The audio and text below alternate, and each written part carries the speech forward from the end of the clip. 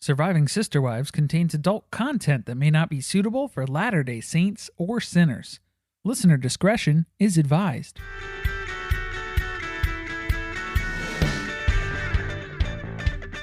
Hello and welcome to Surviving Sister Wives, the podcast where a monogamous couple drink heavily while recapping Sister Wives on TLC. I'm Corey.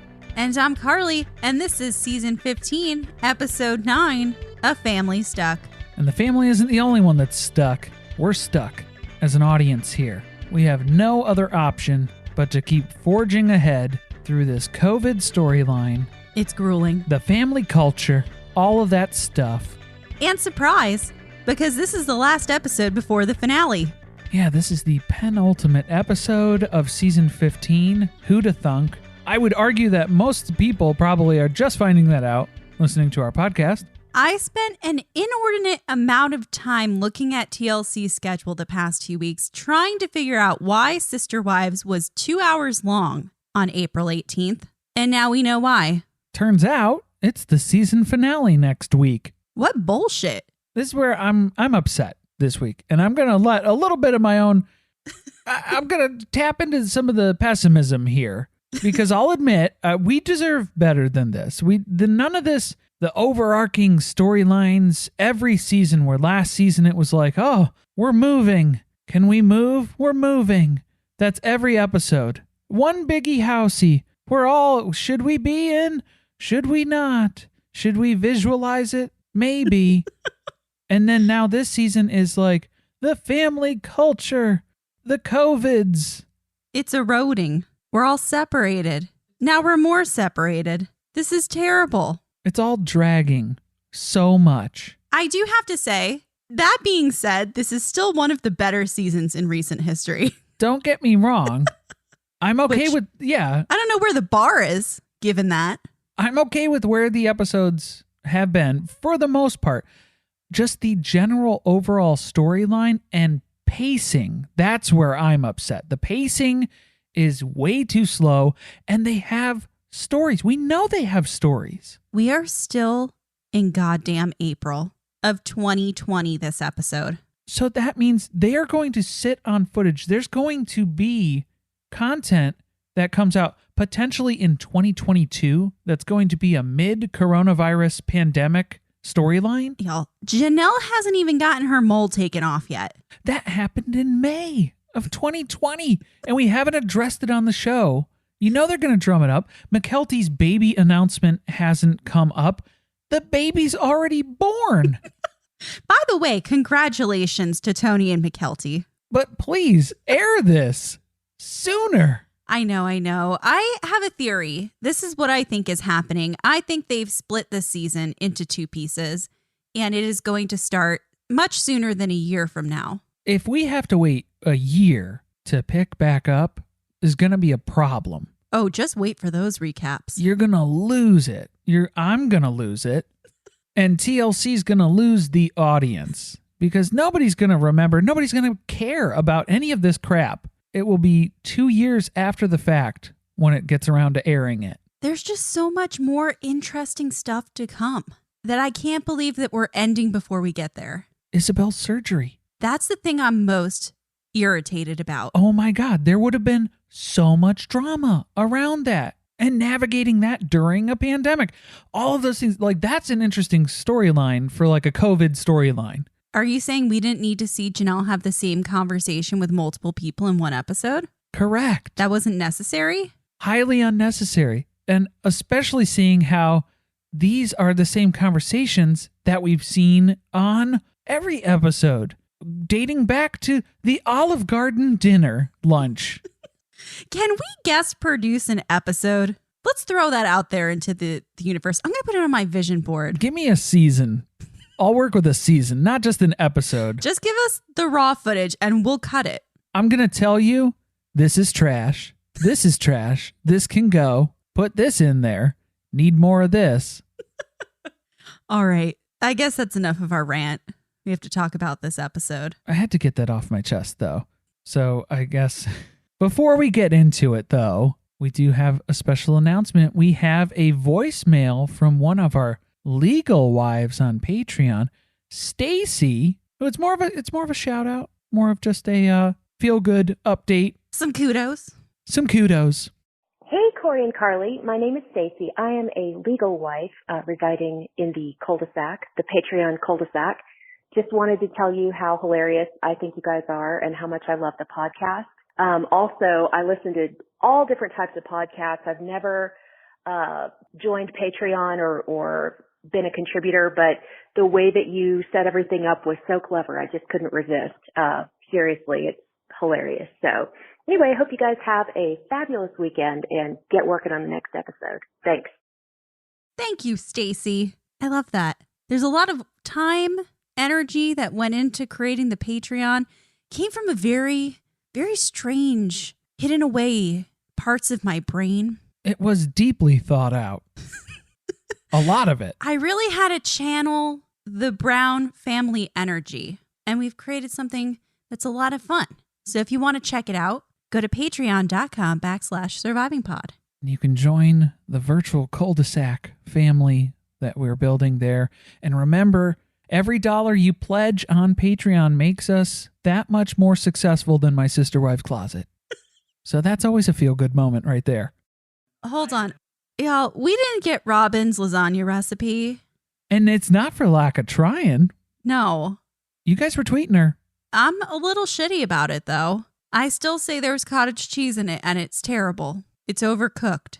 Oh, it's definitely burnt. And it's like really hard to burn a lasagna because that's made to be in the oven. Anyway. You know she doesn't put enough cheese on top. Oh. So then the noodle burns because it's exposed. The noodle burns up in the corners. The cheese is burnt over the top. The sauce is dried to a crisp. Oh, there's not enough sauce between the layers. Guarantee that. There are mushrooms in it. Ugh. And zucchini. Hey, I know. Like zucchini. I know you do. I don't. I don't like zucchini and lasagna. Like zucchini and everything. Fry me some zucchini and let me dip it in some sauce, some ranch. Some ranch. Ranch lasagna. You dip everything in ranch.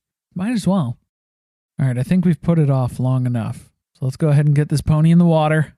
We haven't been saying that enough lately, and I feel like most people who probably picked us up this season have no idea. No fucking idea what we're talking about. That was Neither did I. Yeah, oh, no. That came from somewhere else. That was a pre-life spiritual moment.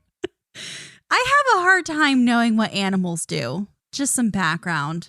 Well, it wasn't even that. It was just Carly. No, and I'll give you credit for that. No, because I think you were mixing two different phrases. I was mixing some drinks beforehand, and that contributed. And that was a big part of it. Anyway, let's get this pony in the water. All right. TLC description for this episode. The Brown family is having problems communicating. And when Janelle sets out to resolve things, it's apparent that maybe some things can't be fixed. Then, Robyn opens up to Kody about having more children. I feel like half of this episode description was the same description from last week. When I was writing it, it felt like I'd already written this out. So that was where it was weird. I was like, did we read this before? Maybe we need to count how many times the word communicating comes up in episode descriptions for season 15. All of the 10 episodes that there were or will be. I feel like this is misleading, too, because then Janelle sets out to resolve things. It's apparent that some things can't be fixed. We didn't get there yet. Did we learn that? No. I don't think we learned that. This is a little misleading, but let's go ahead and fix this up. Get it all squared away. Get it in its right and proper place here. Carly, go ahead and hit us with the episode rewrite. All right. Janelle and Christine form an anti-COVID alliance. That's COVID with a K. Yeah. Kody endures plural marriage so he can brag to God. Robyn reveals she's being haunted by a dark-haired Victorian era child. Okay, that was the highlight of the episode. Let me tell you. We're going to talk extensively about that. And it's such a throwaway segment. That's what people were calling out on Twitter, too. Was like, oh, it was filmed for absolutely no reason. And I would bet you money, again, hashtag TomatoGate. I would bet you money that this was filmed out of order. This was filmed before quarantine, and they just threw this in here as filler. It does seem like it must be related to the conversation that took place at the Darger's house where she awkwardly laughed and then told us that her uterus was out of service or something to that effect, wasn't to be spoken about. Her cervix out of service? All right, now we're getting too personal. No, yeah, I think that was the issue that she had too with the Darker conversation. Was everybody else assuming what's going on with her lady business. All right, let's jump in. We kick it off, and Kody's reflecting on his discussions that he had with Mary last week during her anniversary, really just talking about most of the ranting that took place. And there's a bigger issue at play here. He's questioning plural marriage in general, and if they can function as a family in the future. In case you didn't pick up on the very subtle theme of the entire season. And go ahead and mark it off, too. This is another episode that starts with the self-shot footage warning disclaimer title cards. So if you're drinking to that, go ahead and knock one down right now and count it. Yeah, that was quite a recap that Kody had to run through of that 30th anniversary extravaganza last week that we were so lucky to experience. Now we jump into a family Zoom. Why is Robyn always in the car when they Zoom? She's not leaving the house, but as soon as they got on a family video call, Robyn is in the car. There was one call that was from her throne room. Her. I was going to say bedroom, but it's not her bedroom. I don't know. I'm not sure. And it was that fireplace energy spot. It wasn't a fireplace, but it just if you think back on it in your mind's eye, you can kind of picture one. That's what it seems like it was. She was dropped into a scene from Outlander. Right in front of the hearth. You think she likes the car because of the angle the phone is at? Because it really seemed to trim down what's going on in the neck area. I don't think anything will help with that. But I think it's her excuse of she has a bunch of little ones around the house that can't be quiet. Oh, that's right. We've got Ariella who can't be trusted when there's a camera around. Because when they were breaking all the legal news in Utah to the kids, giving them all the updates of the laws and regulations that are being passed, we had to disclaim that. What do you think they do with her when the professional camera crew is there? Do they lock her in the basement like they do the dogs on Teen Mom? Oh, my mind went somewhere else, and it was not good. Because as soon as you said basement, I went right to Jean Bonnet. Oh, it's getting dark. Don't worry. We're getting to the creepy stuff later. I'm not proud of it. I'm just setting the tone. All right. The reason we're having this video conversation is because Hunter's coming home tomorrow. It's the start of summer break at Janelle's house, and she is over quarantining. She's not doing this anymore. The CDC says not to be in groups larger than 8 to 10 people. So I don't know what we're trying to accomplish here this summer because the family, count them up, you're about double that.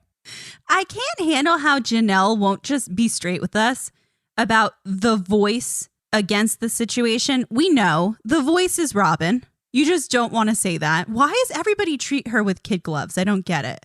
You can't fault her for that, too, because Robyn just wants the family to be healthy and safe. She loves her family so much that she'll stay away from them. Except for Kody. Except for Kody, because Kody actually has his own little rules as well that he wants everybody to follow so that he can get to go to all the different houses whenever he wants to see everyone, but nobody else is allowed to leave the house because then that puts Kody at risk. The stupidity of this is what is irritating about it. Yes, you should follow CDC guidelines. Agree with that. You should be cautious. Agree with that. This is April. We don't know too much about coronavirus at this point. But Kody is going from house to house every 2 weeks and is going to be patient zero. I don't understand what they don't get about that. He keeps saying that they're quarantining. He's not. They're not. Quarantining would mean you take 2 weeks alone before you go to another house. That would be quarantining. No, that's not what he's doing. He just comes home like he is a doctor and strips off his scrubs, makes sure he leaves the shoes in the garage, washes his hands before he touches any of the kids, and that's it. Turns out we got a family mutiny that's starting here because Christine also wants to get together with the family. Christine's got plans, and she's going to do stuff. And Janelle's already tapping out. Yeah, she's like, just so you guys know, I can't do this all summer. I'm not going to. Christine's like, I've got to meet a realtor back in Utah to look at some houses, so I've got plans. I can't cancel these. Too many showings. That's where Robyn has to chime in, though. You can't have a relationship if you're not alive. Well, she clearly proves that theory wrong later on this episode. She's got a pre-life relationship that she's very insistent on following through with. She's got some spirit babies lurking around. So Kody called the doctor again.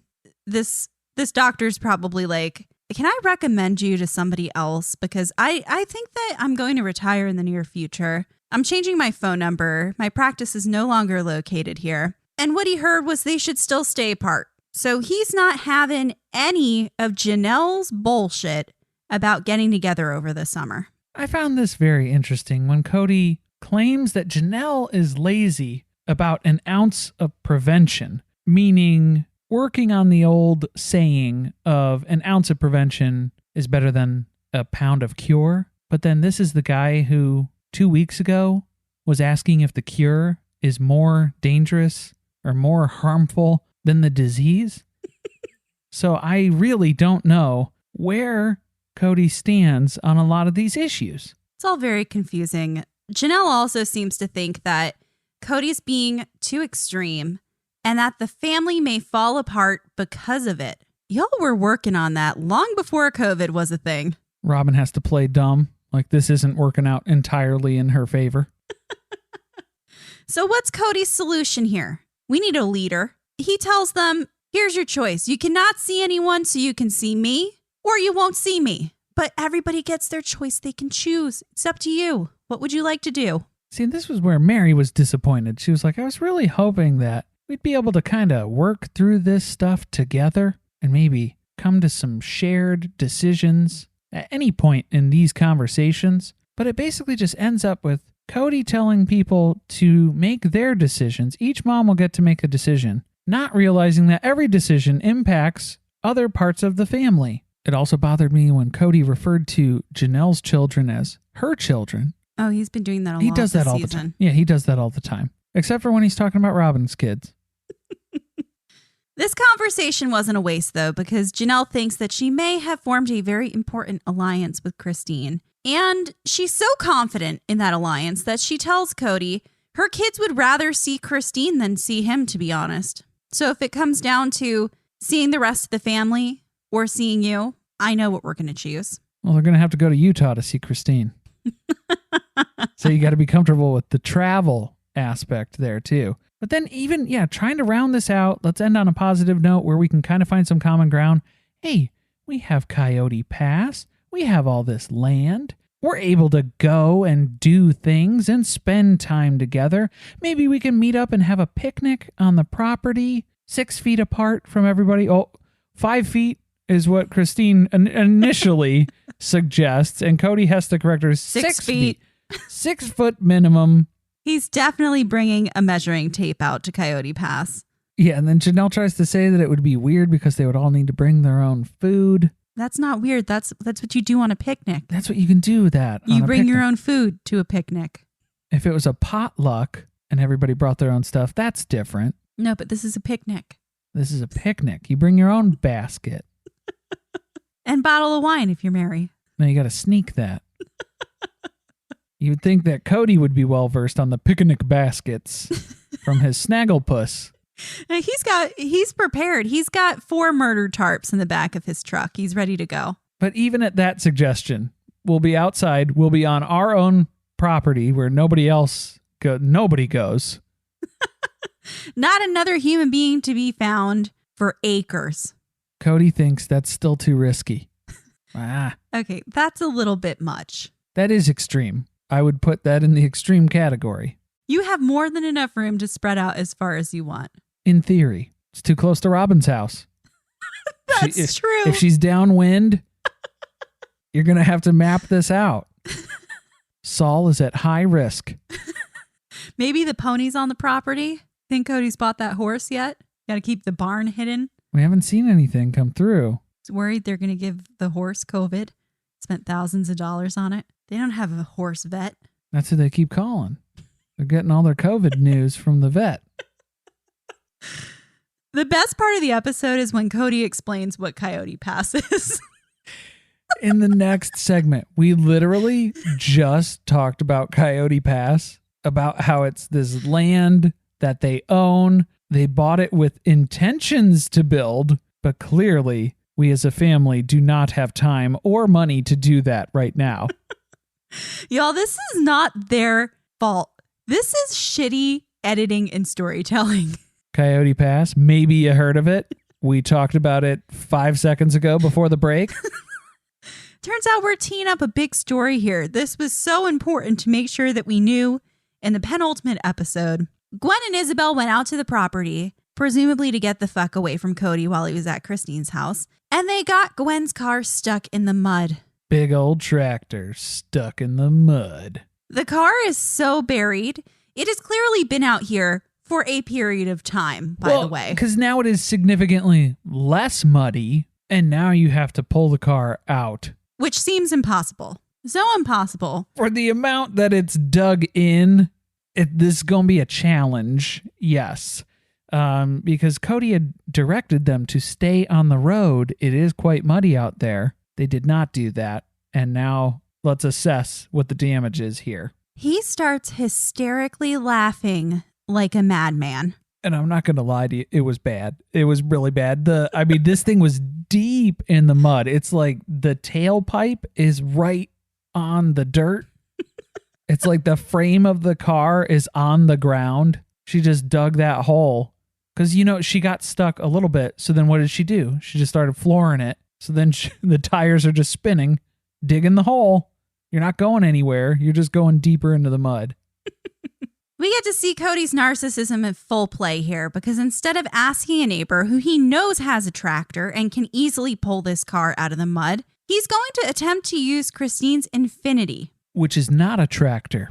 All he achieves is kicking up decades worth of prairie dog feces from those back tires. It's a lot of prairie dog plague flying around. A lot of plague. You're definitely going to need to call the CDC out now. Robyn's got that phone number on speed dial. They should have had their masks on, but they didn't. They weren't being careful here. I did like the Oregon Trail soundtrack here for trying to pull the car out of the mud as well.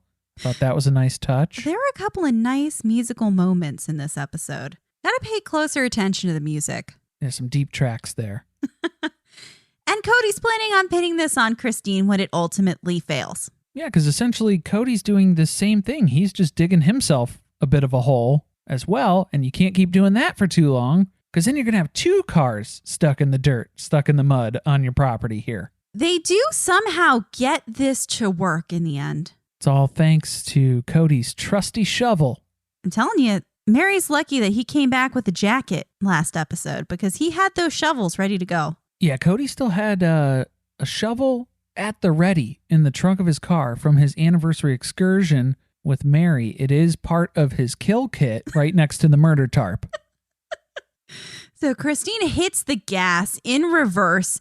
The car careens back onto the road, and the girls congratulate Christine, not Kody, for a job well done. Not that he didn't take that personally or anything. I mean, why would he, really? Why did we watch this? Because Kody always made it abundantly clear when they were moving from Las Vegas that he wanted to buy land so he could play in the dirt and the mud with his kids. And now that wish has been granted. We don't have to tie back to everything that was said in a previous season. We don't have to complete every arc. I did like to see the Christine stunt driver storyline circle back here, though. Oh, yeah. She loves this. She lives for this shit. That was good to see her. I'm sure she had some leather driving gloves on, too. We didn't get to see her gear up here before this, but I just picture that. Harkens us back to the 4th of July Rebellion episode. Where she forded the river. Floored it right through some open water. It was great. It's fantastic. So now we get to see her doing some business in reverse here. I like that. Now we have to watch a painful conversation between Janelle and Robyn because Janelle's still not seeing any improvement in the family communication despite her intervention that she held in the first episode. So she's invited the king's hand over to talk to her. And I was shocked that she came over. Were you? I wouldn't say shocked. It was strange to see Robyn out of the house, though. That's what I mean. She was in close proximity. She actually came into the backyard. They had a conversation. She did have her official conversation blazer on. She had her court-issued blazer. And they stayed about 6 feet apart. A lot of conversation over the vegetable garden, which wasn't ready for harvest yet. No fruit on the vines. #TomatoGate. So we're thinking this is probably early in COVID, right? Probably end of April, early May. It's before the mall was removed. Did they talk about COVID at all during this conversation? Because now I'm wondering if this took place before. They talked about their Zoom call because Janelle was talking about how she has this idea of making plans, doing stuff in the summer, and Robyn was very quiet on that call. So she wants her to speak up more. Gotcha. So Yeah. Again, we're having conversations about conversations now. We're having meetings about meetings. Nothing more efficient than that. This is the first time we hear in the episode that Janelle is looking to improve her communication skills. She's ready to brush up her resume a little bit because she's thinking maybe in these conversations, her excitement comes across as aggressiveness, which now that Mary doesn't say anything on the calls, I'm sure she seems like the aggressive personality. Well, and Janelle is very goal-oriented, very straightforward. Yeah, and like task-minded. So if she has something that she wants to achieve, then she goes out and gets it. The problem is that nobody else speaks up. There's no defined leader anymore because Kody has decided he's not doing that. He doesn't give a shit what anyone else does anymore. Just you figure it out. Mary's not saying anything anymore, and she used to be the one who would default to being the leader of all of the women. Robyn doesn't say anything because she waits until they're off the phone and then she tells Kody what she thinks behind their backs. So we don't get very far when we have a conversation together. Then this is where Robyn gives us a rundown where this sort of strife in the family, it's mostly reserved to the family because between her and Kody, they rarely ever fight. Maybe they've had 5 fights that she can recall since they've been together. Maybe not even that. She does mention that she seems to be a little introspective in that her first relationship, her first husband, they used to fight a lot. They had a bad relationship. We know that there have been accusations that it's abusive. So she tends to be more careful about how she approaches conversations to avoid any type of confrontation. So I don't know if that was a shield she was putting up about, hey, I get quiet and reserved. I avoid confrontation. She's trying to kind of appropriate some of Christine's story into her backstory here now as well. Because Christine has to be the non-confrontational one. She hates having serious conversations like this. Always has. But this is where Janelle wants to introduce the idea. Let's talk about how we talk about these conversations. Never mind the actual problems. Let's talk about talking about the problems. Because that's what we need to work on first. Let's set some ground rules the next time we have a family conversation. And we need to do this because otherwise we're just a bunch of monogamists that share a husband. Janelle's just calling him like she sees him. That should have been the theme for the season. So then we're picking up at Janelle's house. Kody has been visiting for a bit here. There was a long stretch where he was not allowed at Janelle's house. But now it's Christine's birthday date, and this is way overdue. So he needs to go take care of that. Did we have to see every single person's birthday that occurred between March and April this season? Was that necessary? I don't think it was necessary, but I think that is what happened. And they were all out of order, too. Yeah. So that was fun. Christine is excited because they are going on what she is calling a road trip, which is really just Kody doing the same thing he did with Mary. Have no plan, get in the car, and pick up food somewhere. Taking a long road trip drive in the convertible. Where did this convertible come from? Did they rent this? I don't know. I guess maybe the visor came with it that Kody was wearing. No, he stole that from Robyn's closet. My sister wife's closet? His sister wife's closet. So they drive to Sedona, and we're reminded that they've been here before. This is where we picked up Nancy, The family therapist. So we get to see a bunch of great memories of times when the family had someone to guide them in their communication. And of course, we have to keep talking about COVID. So Christine asks if they're taking the family separation too far. Kody says, no. What's going on here is his wives are starting to have a challenge between their emotions and science, and they're letting their emotions win, which was one semi-intelligent thing he said this season. Yeah, I might need to see some of those reports that Kody's referencing as his science. I'd like to see the peer-reviewed studies that are associated with that, but he also likens this to being a lifeguard who has to keep policing this whole situation and kicking kids out of the pool. I mean, he was ready to kick them out of the pool for other reasons before COVID began, but just adding to the list. Convenient excuse to be able to do it now. Christine's drawing a line here. Listen, if Maddie, Caleb, and the kids come to visit, I'm not staying away from them. She doesn't think it's fair that Kody would be able to go see them, and by Kody's rules, Christine would not be able to go see them. First of all, nobody should be doing that. First question, why are Maddie and Caleb visiting from across the country in the middle of a pandemic? That's question number one. Because the flights are so cheap. That's answer number one. And I mean, number two, yeah, Kody's not quarantining correctly, so I guess I somewhat see the point. But why are we going to endanger everyone involved so that we can see small children who can also get sick? I think that's the part that Christine's missing is just obviously there's the risk between what you can spread to the kiddos, but then also what the kiddos can spread to you, since she is a middle-aged 50-plus-year-old woman. Middle-aged? I don't know. The aging process seems to be accelerated when you live polygamy. Right. So nothing better than having a fight before you get out of the car to watch a nice sunset together. We're putting the top up on the convertible. We're playing a magical song, and we're going to go soak in the sunset. Christine tells us what we already knew. Things have been strained between her and Kody since she said no to the one big house. And now she's at the bottom of his list. She's on the shit list, if you want to put it that way. She is the basement wife. And this is when we get a real gem from Kody. He tells us that there's this thought in their religion to endure to the end. That way, when you die, you can go brag to God about how much you were able to withstand in your life. Look at all this crap I put up with. That doesn't seem like a path to happiness. And yeah, it seems like, again, just another reason to live in spite. Just to spite God. The more I endure, the more I have to bitch about when I get up there to talk to you. I'm going to rub his nose in it. And Kody says it's more obvious than ever before that Christine doesn't enjoy the challenge of plural marriage, as if he enjoys it. Yeah, because then he has to come to the same conclusion where he's like, wait, I don't enjoy it either, though. So I don't know why he's faulting Christine for that at this point. Well, it's because her not enjoying polygamy has made him not enjoy polygamy. It's all her fault, because until she said no to the biggie housey, he had this picture of what their life could be.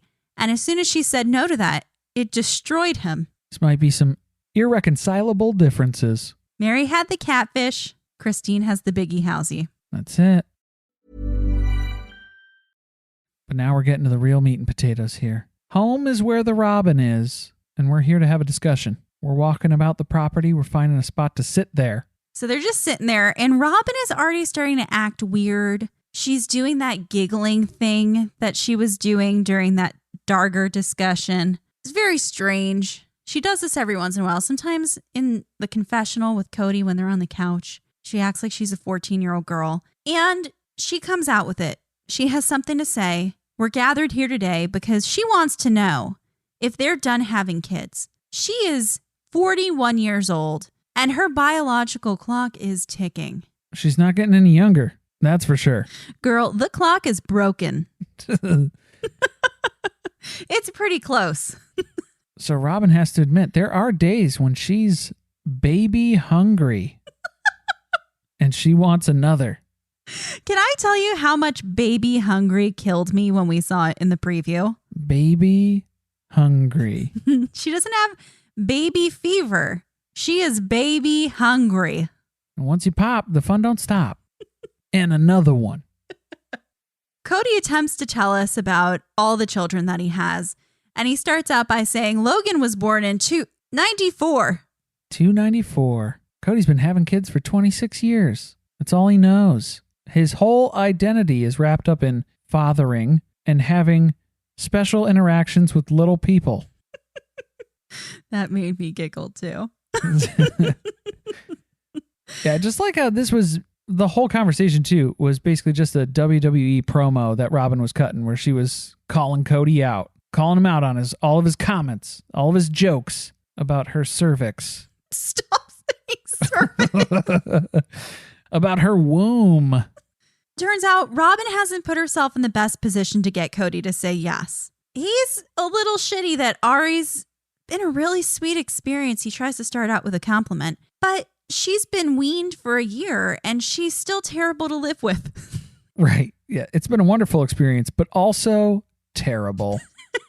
Robyn's like, no, it's been better since she's been weaned. No, it has not. Y'all, I Googled weaned because not a mother. And are you telling me this bitch was breastfeeding this child until a year ago? It's not totally uncommon. No, I get it, but there's just so much about this situation. We have a 4 or 5-year-old who is still using a pacifier, who was being breastfed until about a year ago, who co-sleeps in her parents' bed. And then she has an older brother that did the same thing right before her. When you put it all together, yes, I understand what you're saying. So that's what I'm saying. It's like, I'm not going to say that it's completely out of the ordinary for that to be an experience. And again, most of the time that's for the moms. The moms have trouble. And Robyn would have a hard time telling her kids no. The problem is that these children are made to be reliant on Robyn by Robyn. So come to find out,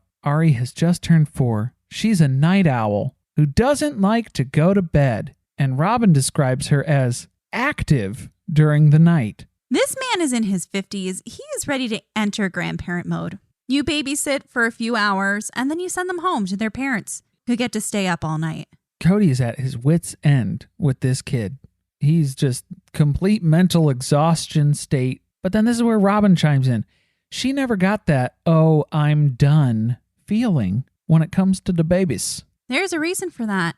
She can't be sure if all of her babies are here with her. Because in their religion, in their faith, you make pre-life promises to baby spirits to be their mother. Okay, so this was where I had some issues this episode. Because Robyn wants all of her babies to be here on Earth with her. All the babies she made pre-life promises to. If you don't know how many promises you made in the pre-life, how can you feel bad or guilty about letting down imaginary babies? Well, luckily, Robyn has thought through that little glitch in her plan, and she's come prepared. She has an idea that maybe there's another baby out there because she's had visions. Okay, this is where it takes a turn. But before we get to that, because yes, we need to address that. It's a big part of the episode for me too.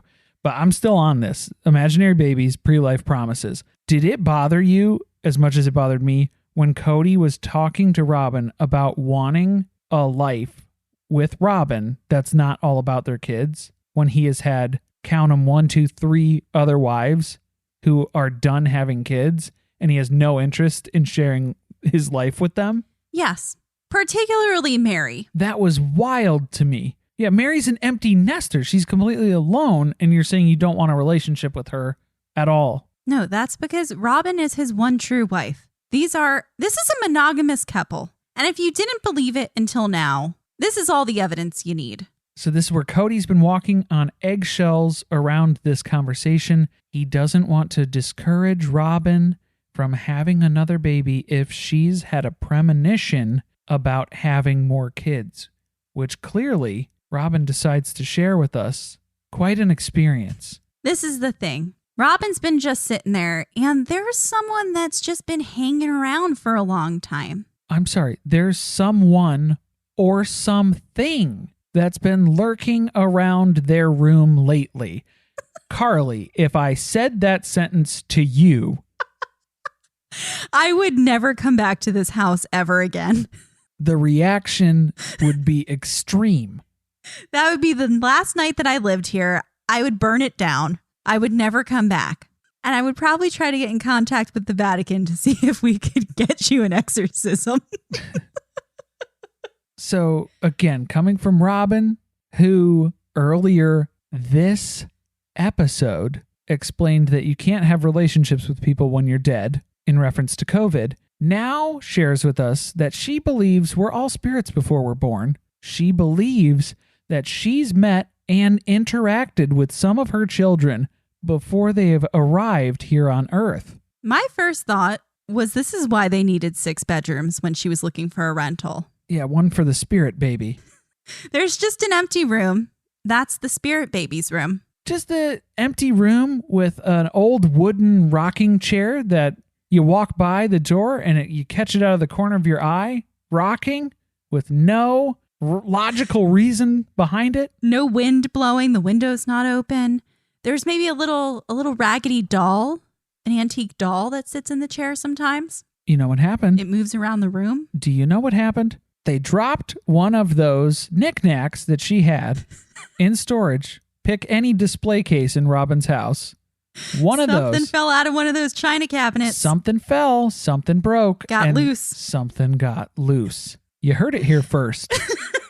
And Kody's expression during this, when she's explaining this, is like a dog catching a scent, where he's just pointing.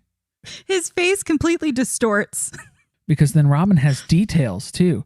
She has to add details to make this believable. It's not just any someone. There's a little dark-haired boy that she's been interacting with. So now it's escalating. This is confusing to Kody because all of his kids have blonde hair. Yeah, so who's the father of this baby, Robyn? No, you know what it is? We probably missed one from her first marriage. She came up short. So you might have to circle back. I guess you're going to have to go fuck that dude again. He's intrigued, though. What if this could be his only dark-haired boy, and he's just out there in the spirit realm? Of course, what if they try to have a baby, and instead they have a little blonde girl? What does that mean? Take that as a sign. What does that mean? It means Robyn played you as a fool. Because Robyn admits she has this crazy fear in her head that she'll leave someone behind. She's going to leave one of their kids behind in the pre-life.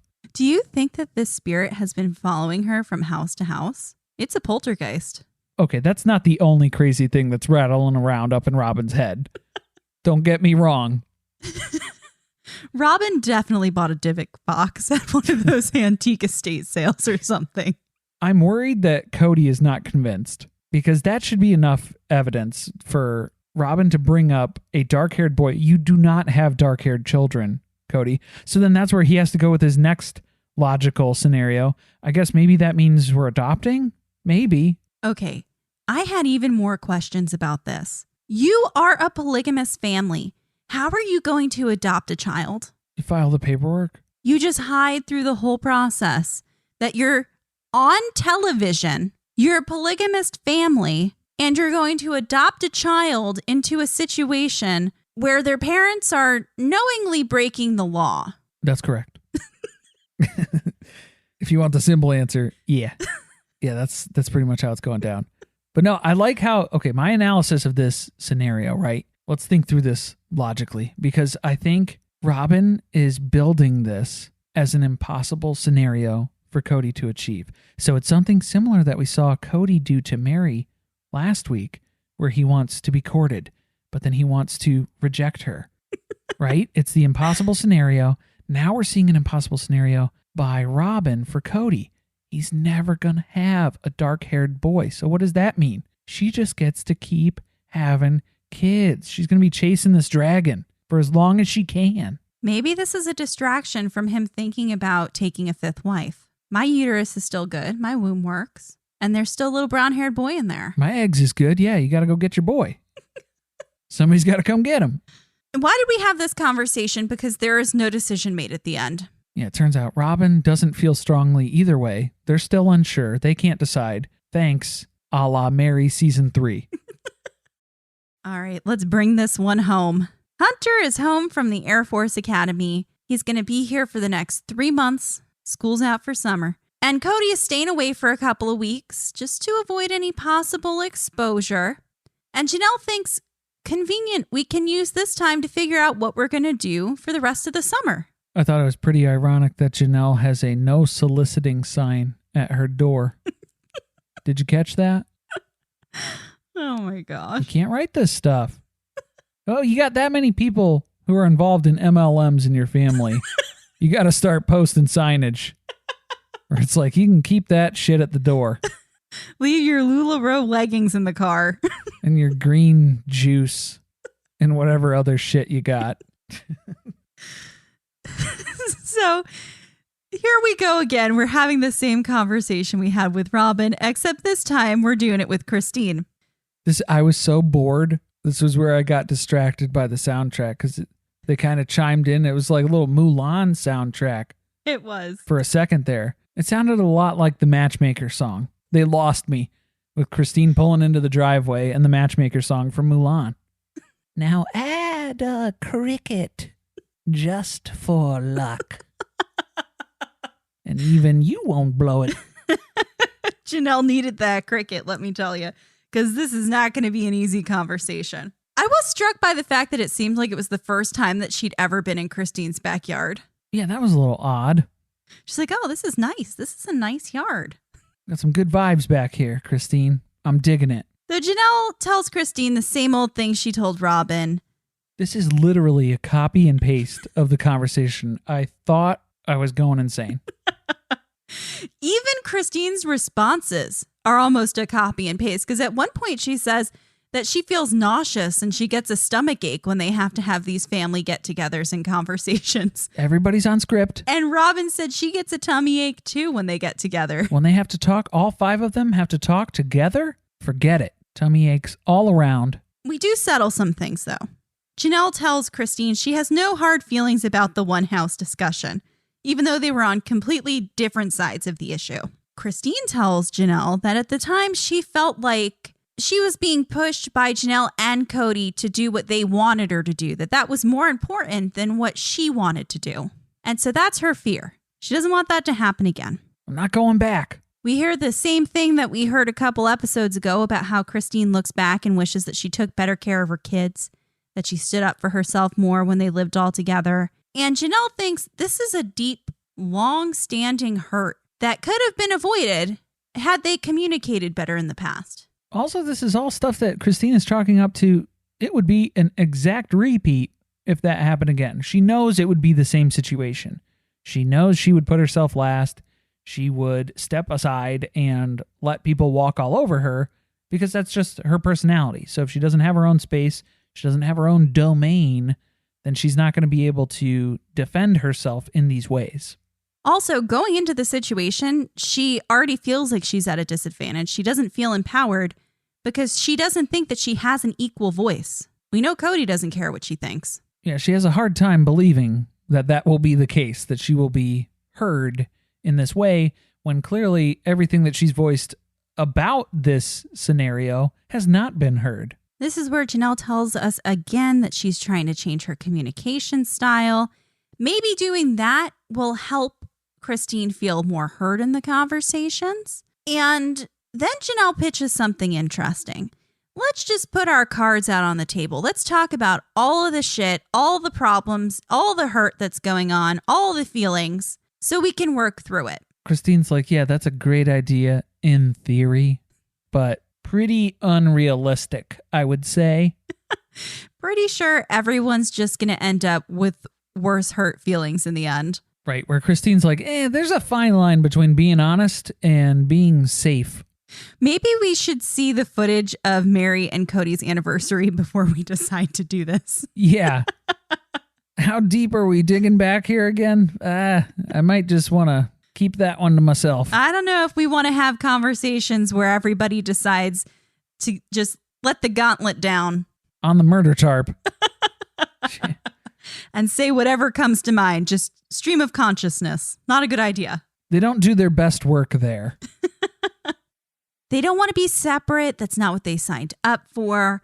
They're at a crossroads, and Christine's ready to throw another twist in their path here. She wants to move back to Utah, where they have a community, because living on Coyote Pass, as the only polygamists around, sounds lonely and a fucking horrible way to spend your golden years. Janelle can't commit to that right now, but she does want to try something different. Maybe let's try the communication thing first, before we start throwing around ideas about moving to another state again. Can we try that maybe? Because Janelle don't care about the fallout. We need the storylines. Let's talk through this. And that is where we end the episode. That's how we are teeing up the season finale. Next week is a 2-hour-long episode, and what are we going to see? The wives take sides as conflict grows over Kody's COVID-19 rules. Janelle attempts to improve communication. It's there again. What? But must overcome Kody's frustration. Then Christine gathers the wives to pitch the idea that they should all move back to Utah. It's going to go about as well as you think it's probably going to go. But again, I am so frustrated that we're ending the season here. So we better not wait another year to come back to this. They need to bring this back in like September, October at the latest. Yeah, we can't go a whole nother year. We can't go a whole nother year and pick up midway through COVID in 2022. That's just not going to work. So we're not really sure how we're going to handle the recap for next week. Guess it depends on how much interesting commentary there is on what takes place in these 2 hours. If it's going to be 4 more sessions of Janelle talking about communication with other people in the family, this same copy and pasted conversation, the notes might be pretty short. It'll be one episode of a recap. It's going to be one episode in that case. But it could be, who knows? If it's juicy, if they hit us with some good stuff, maybe we'll split it into 2 episodes. So I guess we'll have to kind of wait and see how that goes. But again, we will be picking up with we left off with our rewatch sessions. We were almost to the end of season 4. So we were getting to some good stuff in the rewatch. Ironically, we left off at Mary's baby decision. Shocker. And also the inception of my sister wives' closet. So that has been a journey in and of itself as well. So it may be 1 episode next week. It may be split into 2, but then we'll be picking right back up with our season 4 rewatch as well. So stay tuned for the next couple of weeks. We'll keep you posted online and in the upcoming episodes as well. Thank you for listening. If you want to support us, the best way to do that is by subscribing to the podcast and leaving a review on Apple Podcasts. Be sure to follow us and tweet with us about the episode at surviving_pod. Stay tuned, share with friends. See you next week.